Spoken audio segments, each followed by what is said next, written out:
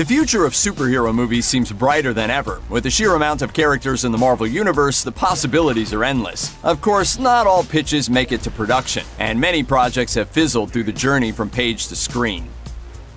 A movie featuring the Inhumans was announced by Marvel Studios in 2014 for release in November 2018, but it seems like a movie that Marvel Studios didn't really want to make. What happened? According to numerous reports, the film was announced during a power struggle between Marvel Studios head Kevin Feige and Marvel Entertainment chairman Ike Perlmutter, who at the time was still overseeing the work of Marvel Studios. If you believe what's been reported as Feige's side of things, then the executive also spent a lot of time getting in the company's way. Feige allegedly spent years butting heads with Perlmutter over a wide variety of issues, from budget cuts to hiring decisions. When he was still working as Feige's intermediary with Disney, Perlmutter reportedly pushed hard for an Inhumans film to serve as the MCU's answer to the X-Men, but it wasn't meant to be. After Perlmutter demanded that the expensive Robert Downey Jr. be written out of Captain America: Civil War, Feige reportedly threatened to quit working for Marvel unless things changed. This apparently convinced Disney to let him and Marvel Studios report directly to them for filmmaking decisions, instead of having to go through Perlmutter and the wider Marvel Entertainment Company first. Once this creative freedom was secured, the Inhumans movie was canceled.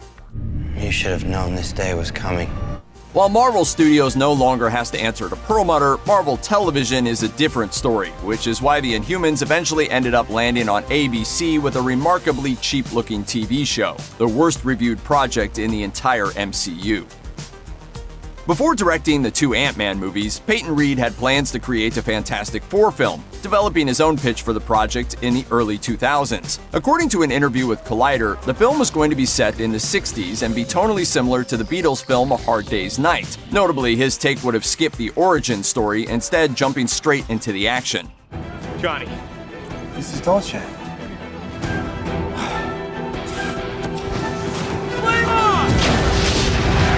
Sadly, Fox didn't have much faith in the project. According to Reed, it felt like they sort of wanted to make a B movie out of it, so we parted ways.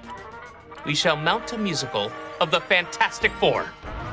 The Silver Surfer is a cosmic entity who travels through space on a surfboard at the speed of light. That's already a pretty weird concept. So maybe it's not too surprising that the character almost took a left turn into the musical genre. According to Sean Howe's book Marvel Comics: The Untold Story, Lee Kramer, executive producer for the movie Xanadu, expressed interest in making a Silver Surfer rock musical during the 1980s. Kramer said of the project, "We're going to make an epic picture on the scope of 2001: A Space Odyssey, with a kind of soundtrack that film had, only using contemporary rock and roll. It's even conceivable that the Surfer might have a chant or a fanfare made up of 1,000 electric guitars." The film would have reportedly starred Olivia Newton-John, also fresh off of Xanadu, but she wasn't the only big name attached to the project. Paul McCartney was asked to contribute to the soundtrack, a more reasonable request than you might expect, considering that the ex-Beatle is an avowed Marvel fan who even wrote a song about Magneto and Titanium Man. Ultimately, the project fell through, and we wouldn't see the likes of Nora and Rad on the big screen until 2007's Fantastic Four: Rise of the Silver Surfer. After that exceedingly bland blockbuster, it's fair to ask, could the musical option have been any good? It's hard to say, but hey, it couldn't have been much worse than Spider-Man: Turn Off the Dark. Made famous by Scarlett Johansson's portrayal in the Marvel Cinematic Universe, Black Widow has become a bigger fan favorite than ever before, with a self-titled movie on the way in 2020. But that won't be the first time that Marvel's tried to show audiences the backstory of this former spy. We need you to come in. Are you kidding? I'm working. This takes precedence. I'm in the middle of an interrogation. This moron is giving me everything. Though many people know David Hayter as the voice of Solid Snake in the Metal Gear series, he's also had a successful career as a screenwriter. In a 2014 interview with Latino Review, Hayter revealed that he'd written a Black Widow script 10 years prior and was even attached to direct the project at one point. Hayter alleged that the poor performance of other action films starring women, in an era defined by flops like Elektra and Lara Croft Tomb Raider, was the main factor that caused Marvel to get cold feet and shelve the project. Funny how things can change.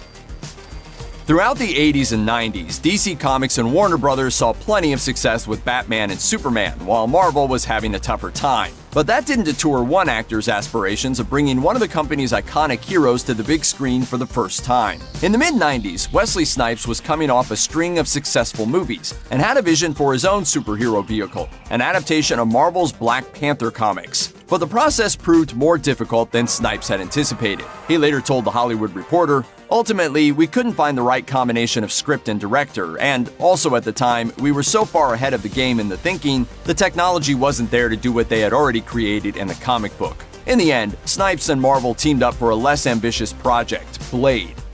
Is that him? Jesus, that's him. It's Blade.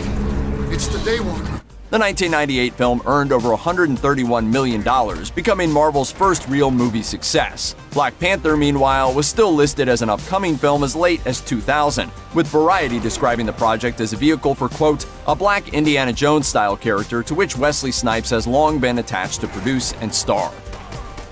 In 2008, writer Neil Gaiman told Premiere that he had been interested in creating a film centered around Doctor Strange. Gaiman approached director Guillermo del Toro with the concept, and according to Gaiman, he was interested. In an interview with Collider, Gaiman explained that while del Toro was on board, the film was likely around 4 years from entering production due to his busy schedule. Time is the true enemy of us all. Time kills everything.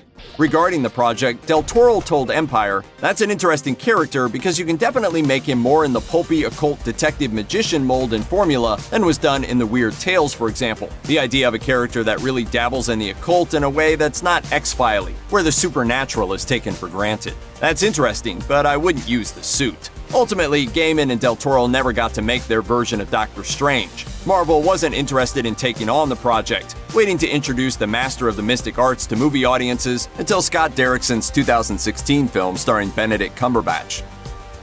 In the early 90s, James Cameron convinced Carolco Pictures, who backed Terminator 2 Judgment Day, to option the film rights for Spider-Man. But after the company went under, the rights to Spider-Man were purchased by Sony, and Cameron moved on to other projects. Like Sam Raimi's 2002 feature, Cameron's Spider-Man would have been an origin story with key changes to the familiar comics lore. One notable creation from Cameron's camp was Peter Parker's organic web shooters, which would eventually and controversially show up in the trilogy that Sony made. Is this stuff coming out of you? Cameron's script was notably more adult-themed than most takes on the web-slinger would end up being, featuring an abundance of profanity and sexuality, including a sex scene on the Brooklyn Bridge, and some truly distressing spider-themed foreplay. After Blade and X-Men got the ball rolling, the next Marvel comic hero to take the world by storm was Tobey Maguire's Spider-Man. The film was a huge success, earning more than $821 million. It sparked one sequel that remains beloved by fans, as well as another sequel that isn't. WTF to that? Despite the failures of the third Spider-Man, Raimi was ready to set the series right with a fourth. Rumors swirled that the follow-up would feature John Malkovich and Anne Hathaway as Vulture and Black Cat. But a satisfactory script never materialized, and the project left Raimi's grasp. As the filmmaker later explained, "It really was the most amicable and undramatic of breakups. It was simply that we had a deadline, and I couldn't get the story to work on a level that I wanted it to work." Sony had high hopes for its rebooted Spider-Man franchise, but when it comes to critics and box office, the Amazing Spider-Man movies were anything but. The second Amazing Spider-Man was meant to be followed by a villain-centric movie introducing the team known as the Sinister Six. It was slated for release in 2016, with a third Spider-Man movie set to follow 2 years later. Based on the first two movies, it's hard to be disappointed that none of this happened. After the second movie failed to establish a Spidey cinematic universe, Sony threw in the towel creatively and struck a deal with Marvel Studios to get the web-slinger in the MCU. I'm Peter, by the way. Doctor Strange. Oh, you're using your made-up names. I'm Spider-Man then. After the first trilogy of X-Men films, Fox tried to shift the focus from teen movies to individual origins, but the only mutant to actually get this treatment was Wolverine. Batman Begins writer David S. Goyer was slated to write and direct a follow-up focusing on Magneto, but when audiences actually saw how bad the Wolverine movie was, it effectively killed the brand in one shot.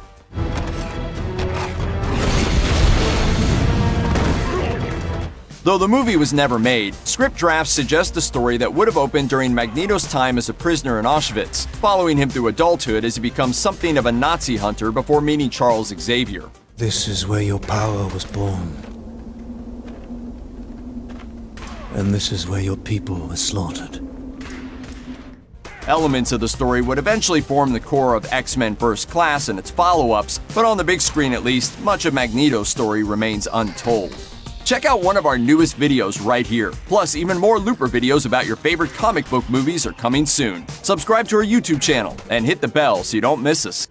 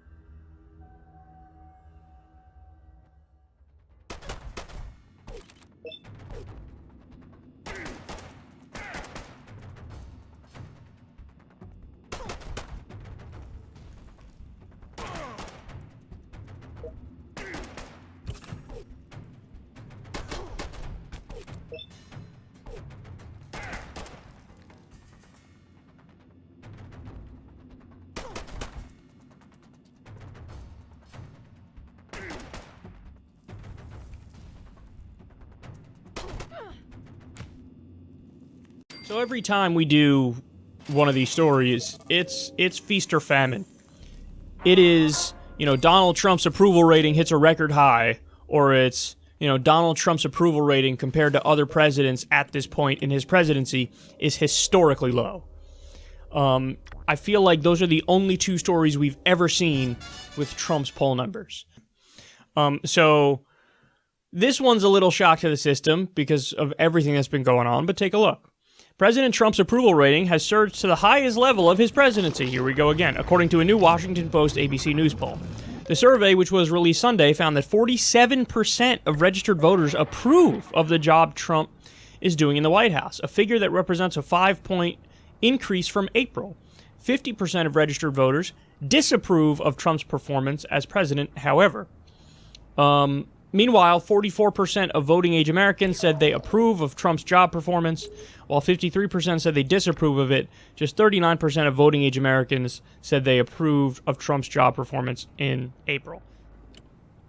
So, you get an increase from April, but you do get a decrease in the overall number when you go from registered voters to voting-age Americans.